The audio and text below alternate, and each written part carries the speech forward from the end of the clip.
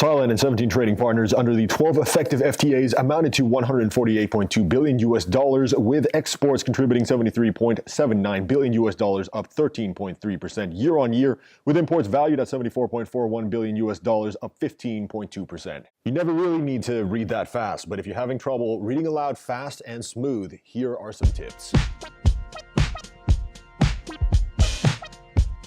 Whether you're reading aloud, delivering a speech, presenting some work in the classroom or in the office, maybe you're an MC, or perhaps like me, you present the news. Globally, Saudi Arabia expelled the Canadian. The skill or the ability to be able to pick something up and read it fast and smooth is always a great thing. So perhaps you're like me. I can speak at a normal pace, but if I pick up a sheet of paper and try to read it, it just doesn't come out right. So one day I got hired as a news announcer, believe it or not, and I struggled at first. I had to read the script like 10 times before presenting it once. But over time I developed my own style and I found out what really obstacles to reading aloud fast and smooth. So today I'm going to share some tips and hopefully provide some useful advice on how to read fast and smooth. Feel the protein. So there's many articles out there that talk about being able to read like 3,000 words per minute and retaining that information. This is not that. This is about being able to read like 300 to 400 words per minute and, sounding good. So let's break it down. The smoothness and speed. Let's first talk about smoothness. So to me, you can only increase smoothness if you have a little bit of prep time. And by prep time, I mean 10-20 seconds. That's still better than nothing. Think of it as running. The less you trip, the faster you go, right? And if you trip, you have to catch up. Now, when we read, and if we feel like we made a little bit of a mistake, we're gonna look back. Our eyes are gonna shoot back to check if we read something right. And that's gonna affect our speech. So that's what we're gonna avoid, and here are a few things to look for. First and foremost, look for where the commas and full stops. Sometimes scripts are written to be read or voiced, and other times they're just articles, right? Commas and full stops are where you get to breathe as the reader or speaker, right? So it's important they're all there, and you can easily identify them. With a pen, mark them big. This is important because if you miss a full stop or you miss a comma, you won't get to breathe or the sentence will sound a little bit different. So for example, if a sentence was written, "This is currently the fastest car in the world.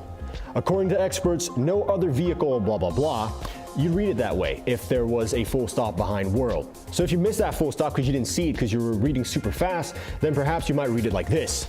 "This is currently the fastest car in the world according to experts, no other vehicle, blah, blah, blah." The problem with that is you created a run-on sentence and you had no time to breathe. Mark and look up any names of people or places that you're not sure about. If you have time, look it up on your phone, just Google it, or perhaps ask some people around you, perhaps ask the person that gave you the script, maybe they know. So you're gonna need to read these names with confidence because the audience can pick up your uncertainty. For example, if you weren't sure, you might read something like this. General Tan Sri Zulkifli Mohammed Zine said. That little pause after the name is because your eyes are looking back over the name to double check what you read. You want to say it with conviction. You want to say it, General Tan Sri Zulkifli Mohammed Zine said. Just like that, no pauses behind it. Highlight any part of the text that you're going to say differently from how it's written. So this includes numbers, abbreviations. For example, 357,508, right? That's written as numbers, but you're going to have to convert that when you say it. And titles, ACM, Air Chief Marshal. You don't want to be figuring that out while you're saying it on stage or in front of a classroom.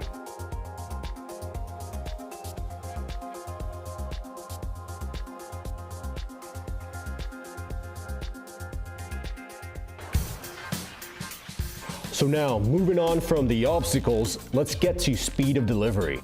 So at first, when I figured out I couldn't read aloud very well, I thought my brain was slow and it's something I could never improve on.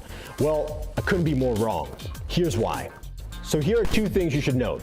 One, you can read something much faster than you can say it aloud. For example, meteorological department. I could read that much faster than I can say it. Now, number two is reading speed depends on your eye movement speed. It's a muscle like anything else. So knowing that, what can we do? Sometimes we read articles about reading super fast, right? And it almost feels like you need photographic memory. Taking 5 words at a time, then take another picture of the next 5 words in your mind and read those. But it's really not like that. So for example, if the sentence was, "The meteorological department has issued a tsunami warning," this is how you could read it. With your eyes, you're taking in the first 3 words, the meteorological department. And then, while you're saying that, your eyes move to the next 3, which is has issued a.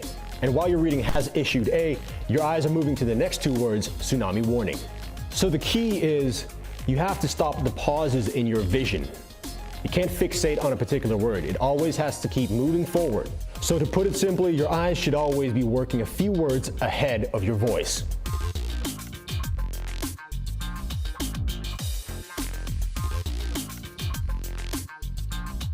So that's a wrap, guys. Hopefully these guidelines will help you read smoother and faster in no time.